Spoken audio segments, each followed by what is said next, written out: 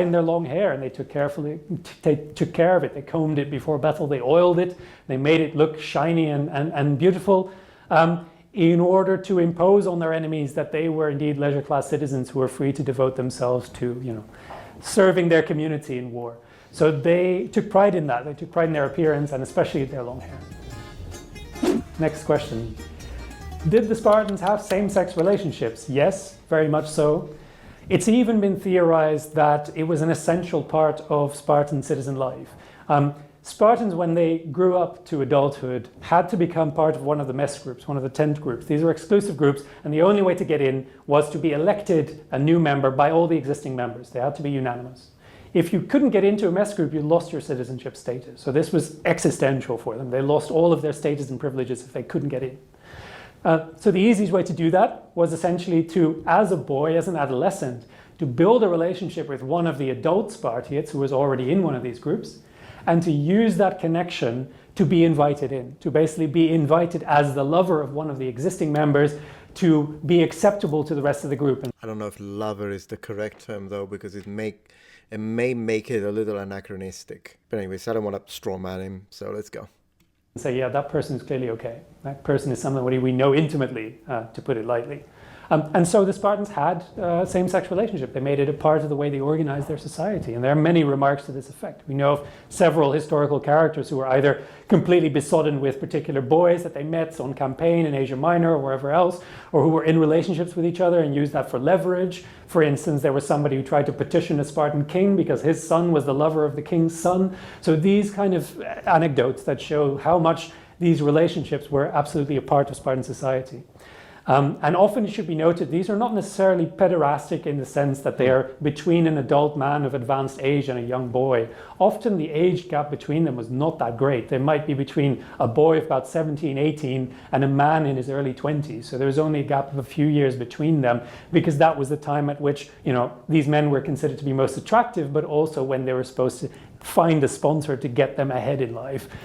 Yeah, that's why I'm saying, like, the term lover, as he says, it's basically you're trying to bribe with sex people who had power in order to get that power. So it's not the same as, for example, two men who begin a relationship in the modern sense. It's still very different, and not to mention there is this stigma associated in the classical period associated to who was the male in the dominant part into the relationship. Like, it's still very different. He didn't say this here, kind of want to add it, but I've said it so many times, I'm not going to go into the details. I'll say just refer to one of my million videos where I describe the concept of same-sex attraction in the classical period from the classical lenses.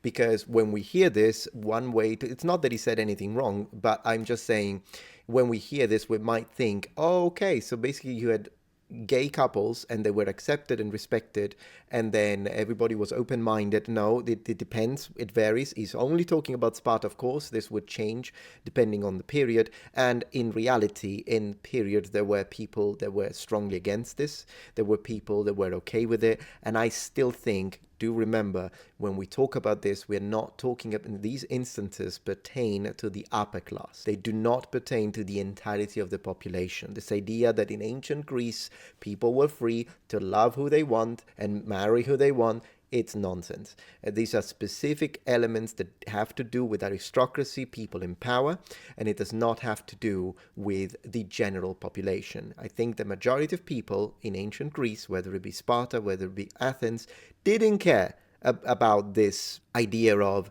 same-sex love or same-sex relationships. They just cared about farming the land, doing the job, go to the well, get the food, come back home. And what the aristocrats were doing didn't matter to them. They didn't even think about it. That's what I think. And then when we read the sources, we see that, as I say, some people are vehemently against this, some people don't care, some people support it. It's very varied. That degree of variance in the way people thought about same-sex attraction and same-sex relationships is the only true context that can be given when it comes to this. And if you don't do that, then we're going to go into politics. But up to this point, I think he just decided to touch the surface, and that's fine. It's his prerogative. Just wanted to clarify. Okay, but I think that kind of ends because then, were Spartan women equal? That's a really good one. Although then again, I can give you the answer. Spartan women were not equal. In fact, let me just see the beginning of that. Whereas these young men who were not yet married were seeking some kind of sexual partnership. So there is a reason why there's a place for this in Spartan society that makes it very integral to the way Spartan society worked. Were the Spartan women equal? Now, I've already talked about this briefly. I mean, there is an understanding that Spartan women had more rights in Spartan society, citizen women at least, than they did elsewhere in the Greek world. This is clearly legally true. Spartan women could own property, which we know because Athenians thought this was a big problem. This is one of the things that the Spartans really did wrong in their society, supposedly. So Spartan women were able to amass wealth of their own and thereby to establish themselves in society as, people of power, people of means. And some of them even did really stereotypical rich guy things like sponsoring chariot teams. The first Olympic victor who was a woman was a Spartan woman, a Spartan princess who funded a chariot team for the Olympic Games. So you have these prominent women who are throwing their weight around, throwing their wealth around and using it for social power, using it to get glory for the city and to influence politicians, influence Spartan citizens who are actually making the political decisions. Also, when they're younger, of course, they have the freedom to do things like sports, stuff like that. On the other hand, we mustn't necessarily believe that this makes them the equals of men. I mean... Exactly. That would be very anachronistic and modern. And I appreciate that he's doing that, he's saying that and specifying it, because if you just leave it at that, then people are going to say, look, there was equality between men and women in Sparta, and that's absolute nonsense. When you say equal, this is really... the answer must be no, because Spartan women still had no political rights. They weren't allowed to vote in the assembly. They weren't allowed to become members of the council. They weren't allowed to become ephors. They had no political voice. Their only power was informal, soft power, influencing men. Exactly.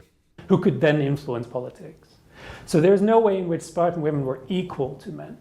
And similarly, all of the kind of licenses that were given to Spartan women, there is a dark side to that, which is often snowed under when people say, oh, in their upbringing, they were so free, they could criticize men, they could go out and do sports and all that kind of thing. Firstly, it made them objectified in the eyes of non-Spartans who were very lecherously interested in all these Spartan women doing sports outside, wearing these revealing clothing and all this kind of things. So there's a lot of lecherous sort of attention paid to this kind of thing, which we should be suspicious of. But the other thing is that when it's described in our sources as something that Spartan women did, it's explicitly noted that they did this in part, not just to prepare for marriage and be fit, as I've mentioned, but also to essentially put themselves on show for the men.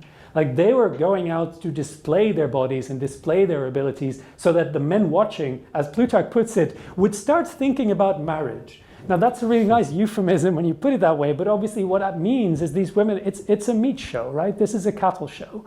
These women are... I mean, I don't know, ditch guy. I mean, sure, but it seems like they still chose to do. I mean, at the end of the day, sexual attraction between the sexes is a thing. This is still ancient Greece, let's remember.